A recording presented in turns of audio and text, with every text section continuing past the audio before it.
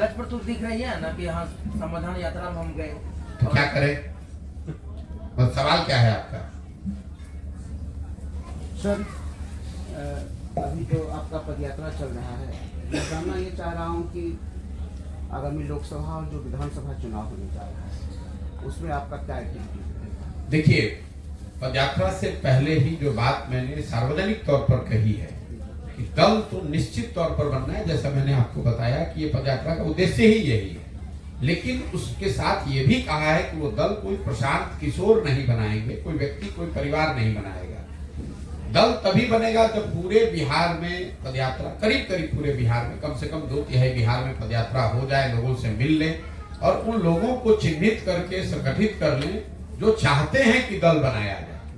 अगर सब लोग चाहता है कि दल बनाया जाए, 50%, 55% लोग कह रहे हैं कि दल बनना चाहिए, तो मैं जब पैदल चल रहा हूं तो लोग मुझे मिलने चाहिए रास्ते में। लोग मिल भी रहे हैं, उनको मैं संगठित भी कर रहा हूं। एक बार जब ये हो जाएगा तो निश्चित तौर पे दल बनेगा, उसके बाद जो चुनाव होगा वो लड़ा जाएगा। जहां तक लोकसभा का सवाल है, तो लोकसभा का चुनाव तो अगले 3 महीने में भी है, 3-4 महीने में लोकसभा का चुनाव है। उससे पहले बिहार की पदयात्रा तो मेरी पूरी होगी नहीं। तो ये निश्चित तौर पे आप लिख सकते हैं कि जन स्वराज दल के तौर पर लोकसभा का चुनाव तो नहीं लड़ेगा। लेकिन इसका मतलब ये नहीं है कि जन स्वराज से जुड़ा हुआ कोई व्यक्ति चुनाव नहीं लड़ सकता है।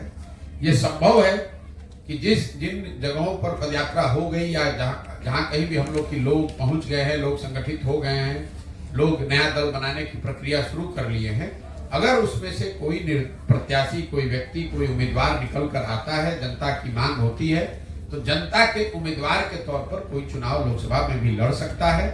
वो अगर लड़ेगा तो जन स्वराज की पूरी ताकत, शक्ति उसके पीछे लगाई जाएगी।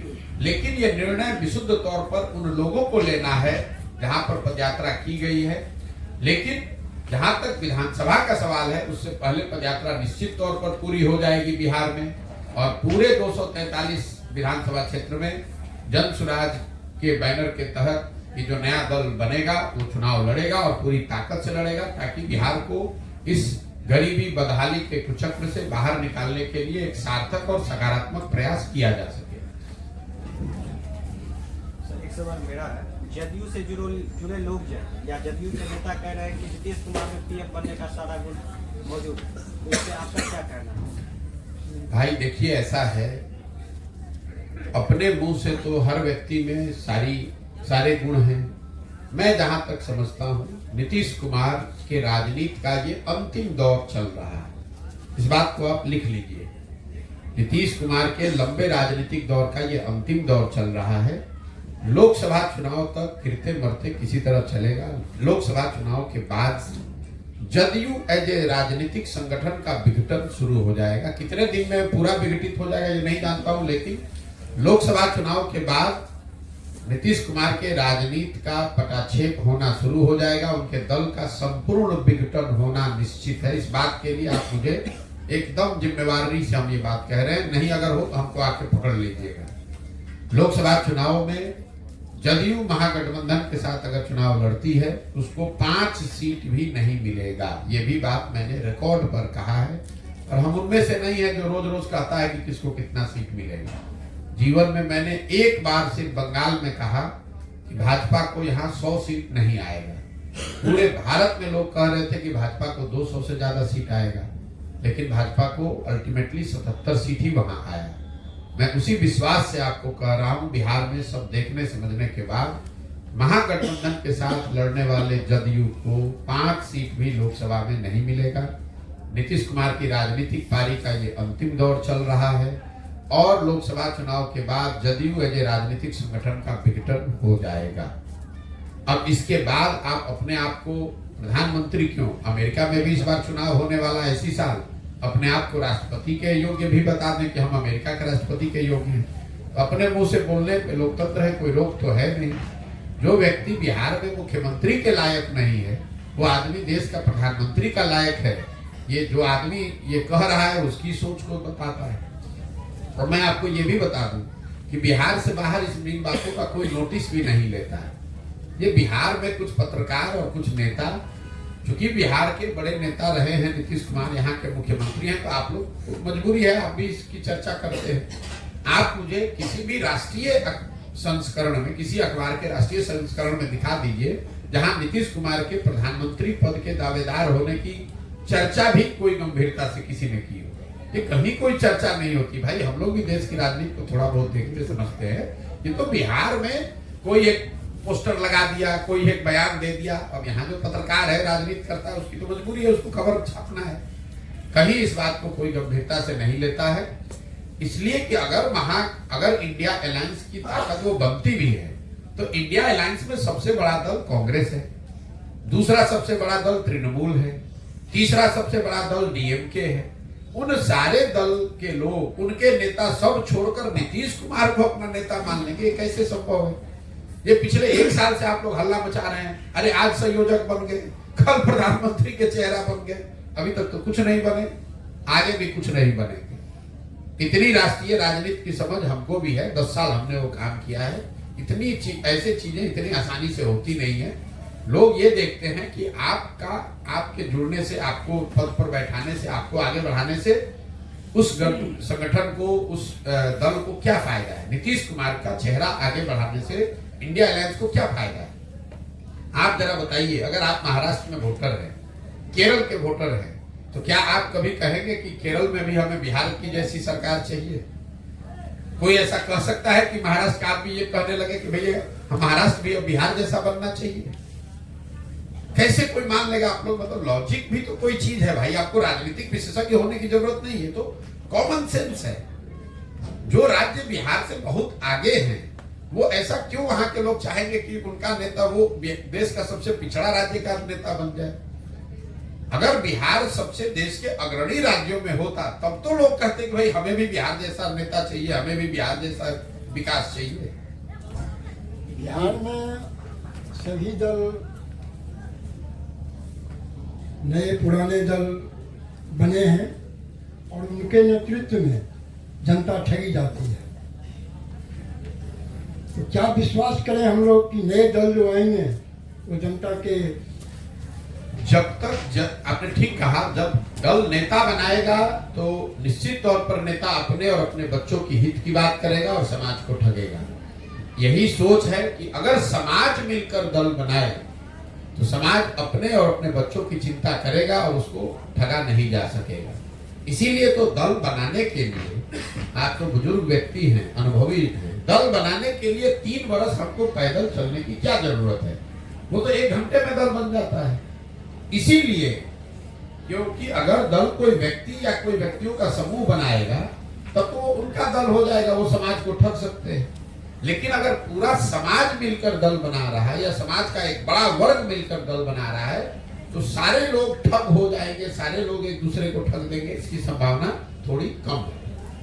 कुछ दिन पूर्व आपने ही जोर शोर से कहा कि बिहार में बार नीतीश कुमार आता है, तो क्या इस समय के अंतराल में क्या हो गया जो बिहार दलदल में चला? बिल्कुल आपने ठीक कहा। आपका सवाल है 2015 में मैंने नीतीश कुमार जी का प्रचार किया, उनको आगे बढ़ाने के लिए मेहनत करी, उनको जिताने में कंधा भी लगाया।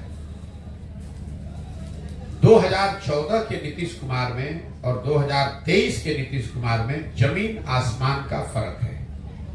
प्रशासक के तौर पर, नेता के तौर पर और मानवता के आधार पर। 2014-15 में जिस नीतीश कुमार की हमने मदद की थी, जिस स्लोगन की आपने बात की है, वो नीतीश कुमार थे जिनके नेतृत्व में बिहार में 2005 से 2012-13 के दौर में सुधार होता दिखा था। ये बात बताता है कि हमको बिहार में राजनीति करने में कोई दिलचस्पी नहीं है। मैं तो ये चाहता था कि अगर ये आदमी, इनके नेतृत्व में बिहार सुधर रहा है, और नीतीश जी ने अपना पद छोड़कर मांझी जी को बना दिया था।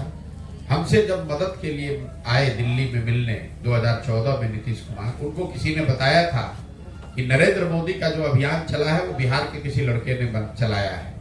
तो मोदी, जब नीतीश बाबू हमसे नवंबर 2014 में मिलने आए तो मैंने उनको कहा कि आप तो बिहार ठीक चला रहे थे, बिहार में सुधार की प्रक्रिया शुरू हो गई थी, तो आप छोड़कर मांझी जी को बनाकर क्यों अलग क्यों हट गए? तो उन्होंने बताया कि हम चुनाव हार गए। हमने उनको उस समय ये वादा किया कि आप वापस मुख्यमंत्री बनिए, बिहार को बेहतर जैसे बना रहे थे बनाइए, और चुनाव के नजरिए से जो मदद होगी वो हम लोग मदद करेंगे। इसलिए आकर उनकी मदद भी की, उनको चुनाव जिताया भी। 7 निश्चय की एक परिकल्पना भी करी, बिहार के विकास के लिए बिहार विकास मिशन भी बनवाया। उस सरकार में हम शामिल नहीं थे, लेकिन जो भी स्ट्रेटेजी के तौर पर, सुझाव के तौर पर किया जा सकता था वो सब किया, लेकिन करने की जिम्मेवारी तो नीतीश कुमार की थी। तो 2005 से 2012-13 में जो बिहार सुधरता हुआ दिखा, 2015 से 2023 के दौर में बिहार बिगड़ता हुआ दिखा। नेता के तौर पर 2014-15 में जिस नीतीश कुमार की हमने मदद की थी, वो चुनाव नहीं हारे थे। लोकसभा में उनकी पार्टी को झटका लगा था, 2 MP जीते थे। विधानसभा में उनके 117 विधायक थे, उनको बहुमत जनता का दिया हुआ था। आज नीतीश कुमार चुनाव हार गए हैं 2020 में। 243 की विधानसभा में सिर्फ उनके पास 42 विधायक हैं। उस समय चुनाव नहीं हारे थे, लेकिन पद एक राजनीतिक मर्यादा होती है, पद इन्होंने छोड़ दिया था, मांझी जी को बनाया था। आज ये चुनाव हार गए हैं, लेकिन कोई ना कोई जुगाड़ लगाकर, कभी लालटेन पकड़कर, कभी कमल पकड़कर कुर्सी पर चिपके हुए हैं।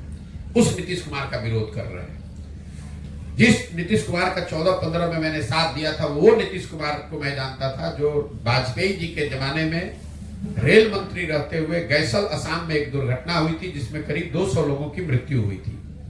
नीतीश कुमार ने रेल मंत्री रहते हुए पद से इस्तीफा दिया। जब वाजपेयी जी ने इस्तीफा को स्वीकार किया तो नीतीश जी का बयान था कि हमारे रेल मंत्री रहते हुए अगर 200 लोगों की मृत्यु हो गई तो मैं पद पर कैसे रहूंगा। आज जिस नीतीश कुमार का मैं विरोध कर रहा हूं, ये वो व्यक्ति है जब कोरोना में हजारों लोग बिहार के मर गए, लाखों बच्चे रोड पर घूमते रहे और ये आदमी घर से बाहर नहीं निकला। हमने फोन पर बात की, इनको बताया इतने लोग यहाँ बाहर फंसे हुए हैं, कम से कम बस तो भिजवा दीजिए। ये आदमी ने कुछ नहीं किया। उस नीतीश कुमार का विरोध कर रहे हैं। और आपका अगर तर्क है, जो सबसे बड़ी बात है, लोकतंत्र में भरोसा और वोट 5 वर्ष के लिए है, जिंदगी भर की बंधुआ मजदूरी नहीं है। ये आप लोग यही करके तो बिहार को बर्बाद कर दिया लोगों ने। लोकतंत्र ये बताता है कि जिस नेता पर, जिस विचारधारा, जिस दल पर भी आपका भरोसा है, आप उसको वोट दीजिए, उसका समर्थन कीजिए, उसकी मदद कीजिए, लेकिन वो भरोसा और वोट 5 वर्ष के लिए है। अगर वो दल और नेता अच्छा काम किया तो उसके साथ बने रहिए, और अगर नहीं किया तो वही संविधान, वही लोकतंत्र आपको बताता है कि जितनी मजबूती से आपने उसका साथ दिया है, उतनी ही मजबूती से उसका विरोध भी कीजिए। अगर नहीं कीजिएगा तब तो ये राजतंत्र हो जाएगा। एक बार आपने मोदी जी को वोट दे दिया, फिर 5 वर्ष के बाद चुनाव की क्या जरूरत है?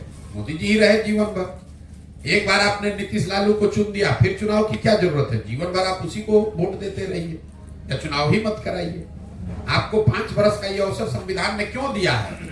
क्योंकि आपने जो आकलन किया, अगर उस पर वो नेता, वो दल, वो सरकार खरी नहीं उतरी, तो आपको ये नागरिक होने के नाते अधिकार है कि आप अपना निर्णय बदलकर उसको हटा सकते हैं। तभी तो 5 वर्ष का नियम है। आपका अगर आर्गुमेंट ले ले, तब तो एक बार किसी का आपने प्रचार कर दिया तो जीवन भर उन्हीं का झोला ढोते रहेंगे। ऐसा नहीं हो सकता। आगामी विधानसभा चुनाव में आप अपने नजरिए से क्या देख रहे हैं, क्या परिवर्तन होगा? मैं अपने नजरिए से देख रहा हूं कि बिहार की जनता बिल्कुल त्रस्त और एक तरीके से व्याकुल है। वो विकल्प खोज रही, छटपटाहट है नीचे जमीन पर। मैं आपको विश्वास से ये बात कह रहा हूं। वो किसको चुनेगी मैं ये नहीं जानता हूं, लेकिन छटपटाहट बहुत ज्यादा है। लोग किसी भी तरीके से कोई नया रास्ता चाहते हैं, एक ऐसा रास्ता जिस पर वो ठगा ना जाए, जिस पर उसका भरोसा हो। क्योंकि 30, 35, 40 साल के राजनीति से बिहार की जनता त्रस्त हो चुकी है। ये गलत बात लोग बताते हैं कि लोग यहाँ जातियों से नहीं उठेंगे, लोग नहीं समझेंगे। ऐसी बात नहीं है। हम भी तो 16 महीने से चल रहे हैं पैदल। 4,500 गांव में गए हैं, हर जाति विशेष के गांव में गए हैं। कोई मुझे नहीं मिला जो कहता है ना भैया ये बहुत बढ़िया सरकार चल रही है, इसका क्यों विरोध कर रहे हैं। ये जरूर है कि संभव है कि जो आदमी परिवर्तन चाहता है वो हमसे इत्तेफाक न रखे, हमारे साथ न खड़ा हो, लेकिन परिवर्तन चाहने वालों की संख्या बिहार में आज बहुत बड़ी है। और उसका वो आपको कहीं ना कहीं 25 में परिलक्षित होता दिखेगा। बिहार में बहुत बड़े बदलाव के लिए समाज पूरी तरीके से तैयार बैठा है। अब वो किसके पक्ष में वोट देगा वो अलग बात है, लेकिन बदलाव होना निश्चित है। लालू नीतीश भाजपा के गठबंधन के राज का अंत होना निश्चित है, क्योंकि लोग उस चीज से बहुत ऊब चुके हैं। सर एक सवाल है, इंडिया गुट में नीतीश कुमार को संयोजक बनने पर मल्लिकार्जुन खड़गे बोले जो कौन बनेगा करोड़पति जैसे बात है। फिर वही बात, अभी तो ये सवाल कर चुके, किसने क्या बोला, किसने क्या बोला।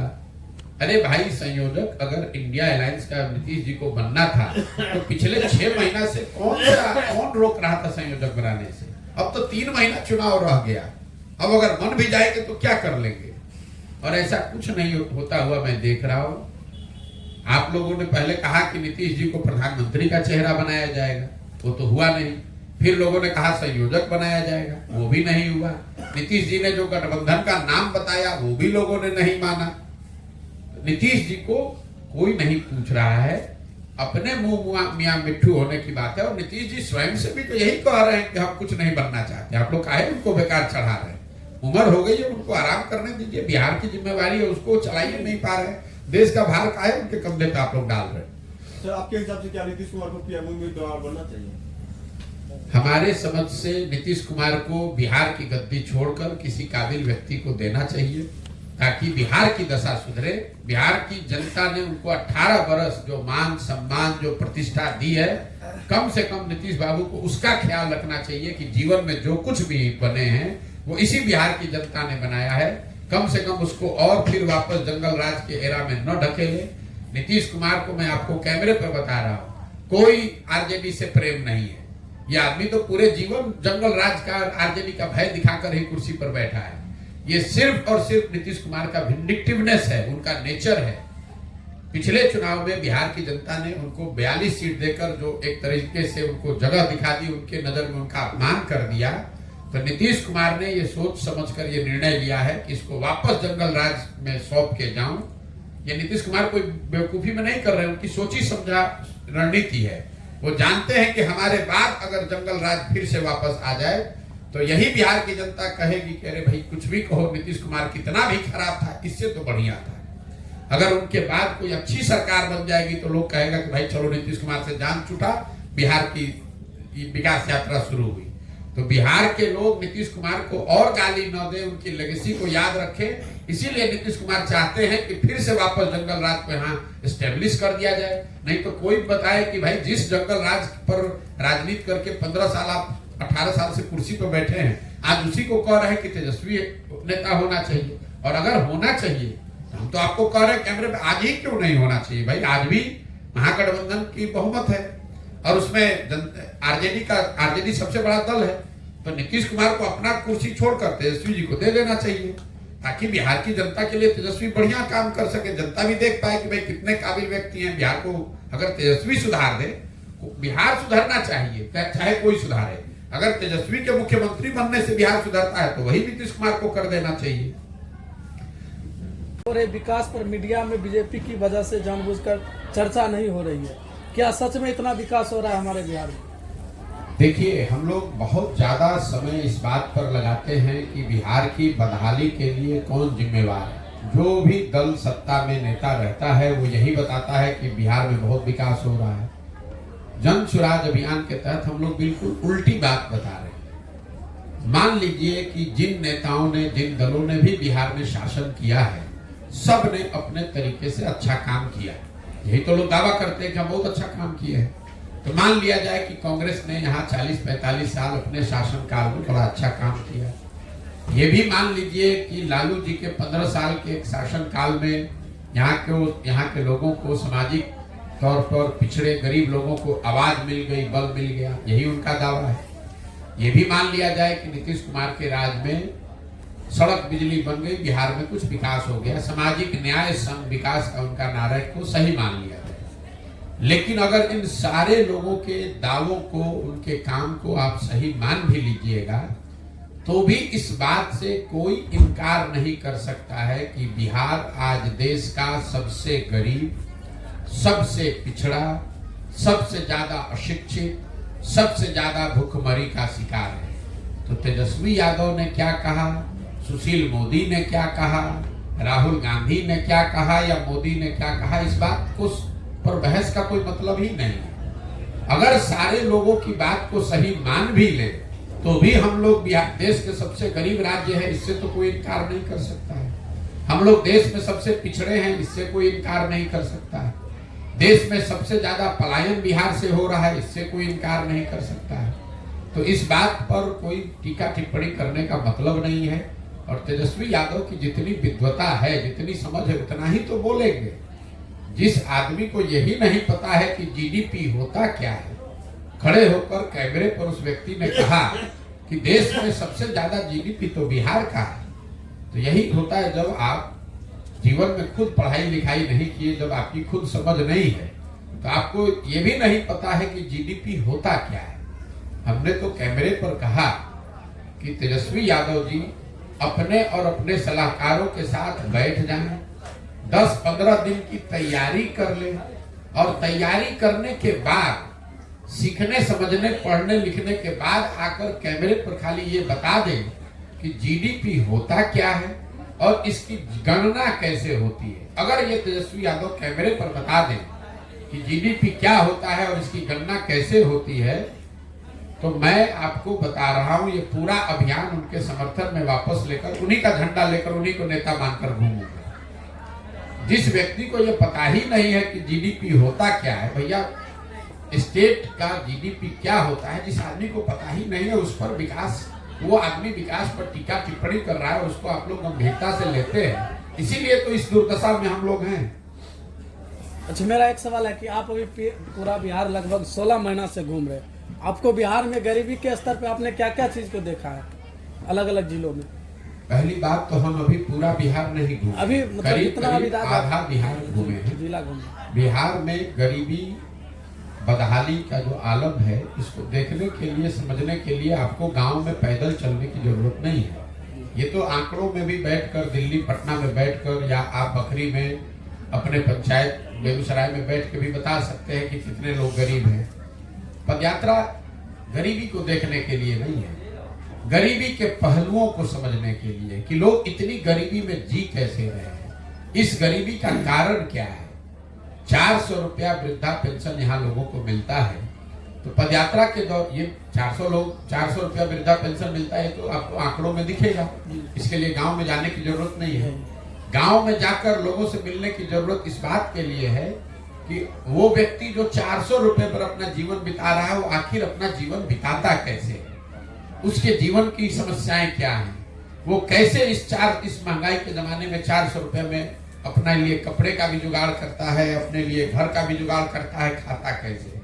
तो जब तक आप इस बात को नहीं समझिएगा, तब तक यही पूछते रहिएगा गरीबी क्या दिखा रहे। भाई गरीबी देखने के लिए आपको गाँव में थोड़ी जाना है, उनके पहलुओं को, उसके नुआंस को समझने के लिए पदयात्रा करनी है कि ये लोग, इनका कैरेक्टर, इनकी पृष्ठभूमि, इनका जीवन, इनकी सोच क्या है, जो 400 रुपया में अपना जीवन बिता रहा है।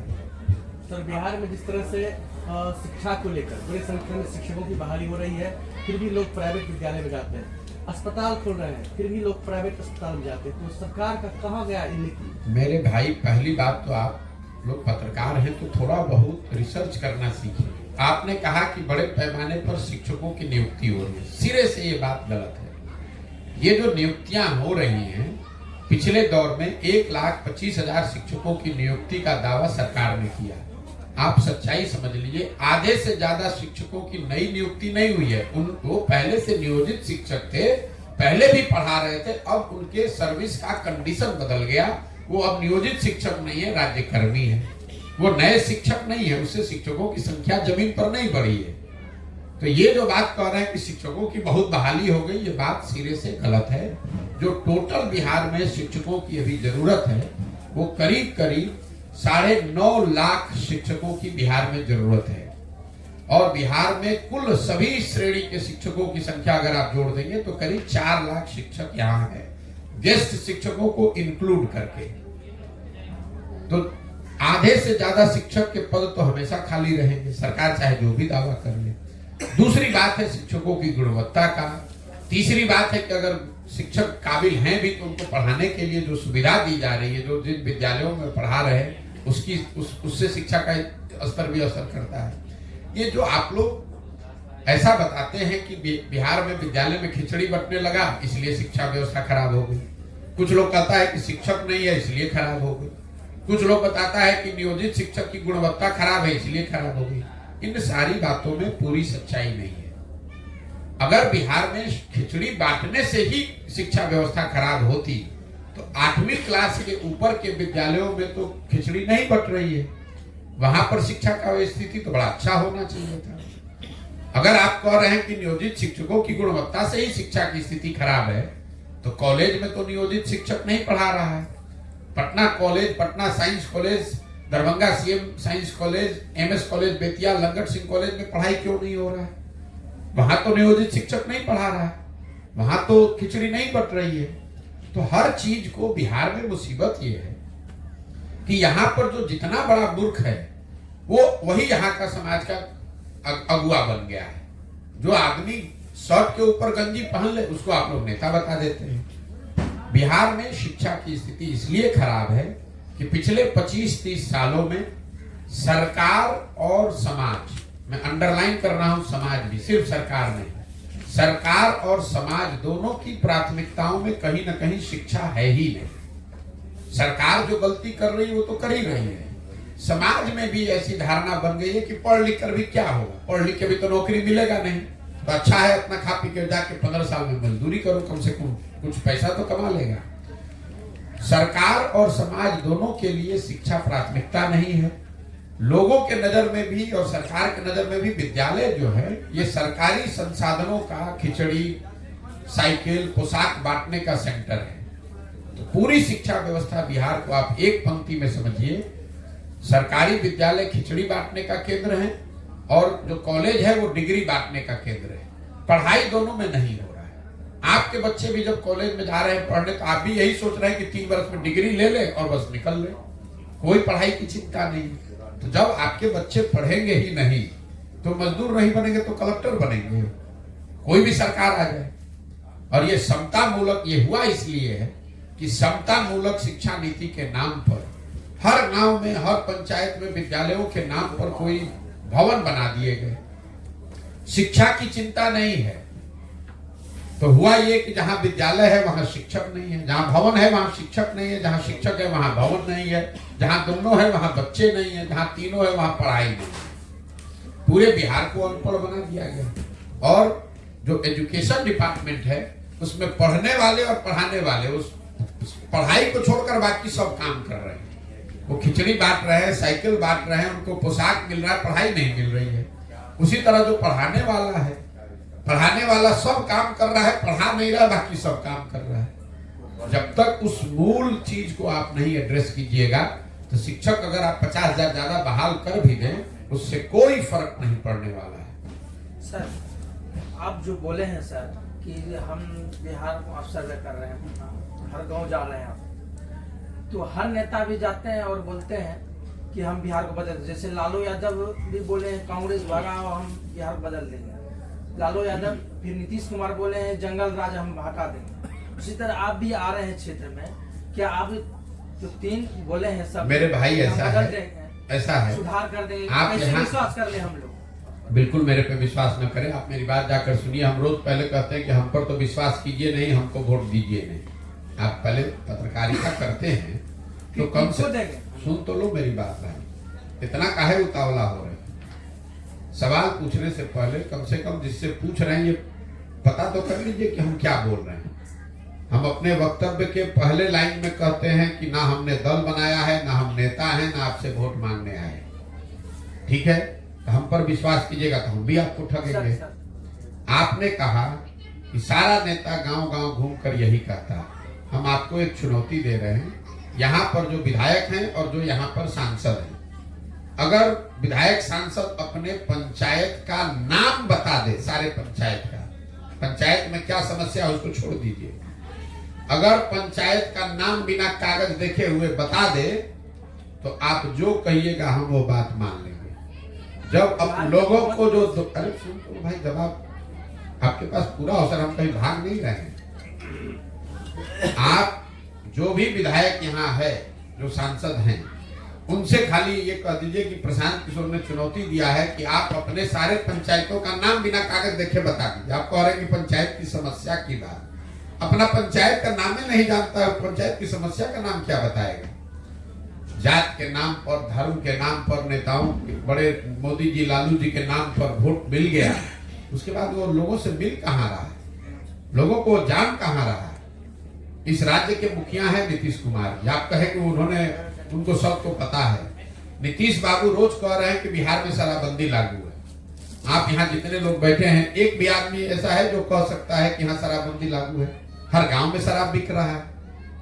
अगर नीतीश बाबू गांव में जाते या सुनते लोगों की बात, उनको पता रहता कि गांव गांव में घर घर में शराब बिक रहा है। नीतीश बाबू कह रहे हैं कि हमने सारे सड़क को बना दिया, और हर गांव में सड़क की जो हालत है वो आप लोग देख रहे हैं। सरकार कह रही है कि 2/3 घरों में नल जल से पानी पहुंच रहा है। सच्चाई है कि 2/3 घरों में नल जल से पानी नहीं पहुंच रहा है। सरकार कह रही है कि भैया हर जगह शौचालय बन गया, ODF घोषित हो गया, सर्टिफिकेट दे दिया गया। हम 4,500 गांव में गए हैं, आप लोग भी गांव देहात में रहते हैं, कोई ऐसा गांव नहीं है जहां खुले में शौच नहीं हो रहा है। यही तो समस्या है कि जो सत्ता में बैठा है वो समाज से इतना दूर है, समाज से उसको इतना कट गया है कि उसको पता ही नहीं है कि जमीन पर हो क्या रहा है। जब जानिएगा तब न सुधारिएगा। पुराने जमाने में किस्से कहानी में हम लोग सुनते थे, राजाओं के लिए कहा जाता था कि राजा भेष बदलकर रात में निकले तो उनको पता चला कि प्रजा को क्या दिक्कत है। इस पंक्ति को अगर आप समझना चाहते हैं तो सारा गूढ़ इसी में छुपा हुआ है।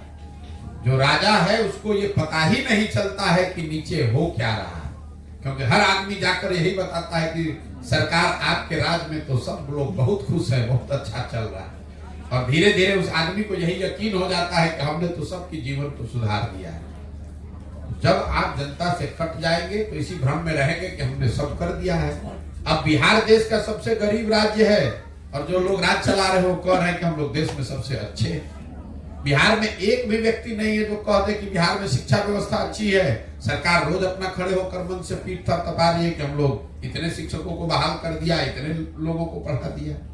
इसके लिए कोई आपको बहुत ज्ञानी होने की जरूरत नहीं है, सिर्फ आपको जमीन से जुड़ने की जरूरत है और अपने अहंकार को किनारे रखने की जरूरत है। जैसे आप पद यात्रा निकाले, ऐसे बिहार के मुख्यमंत्री श्री नीतीश कुमार जी वो अपना संविधान यात्रा निकाले थे। समाधान यात्रा। मेरे भाई, पहले तो यात्रा का परिभाषा समझ लो। आप घर से गाड़ी से उठे, डाक बंगला में बैठे, 5 गो अफसर के साथ बैठ के अपना रिव्यू किया और 10 गो महिलाओं को वहां बुला लिया, वो यात्रा तो है नहीं। वो तो रूटीन कहीं आप आए। एक ही महीना में पूरा बिहार, एक महीने में कुल 22 या 23 दिन नीतीश कुमार पटना से निकले और पूरे बिहार की समस्या का समाधान करके वापस बैठ गए। तो क्या समाधान होगा उसमें? और अगर समाधान यात्रा हो गई है तब तो लोगों की समस्या कुछ होनी नहीं चाहिए।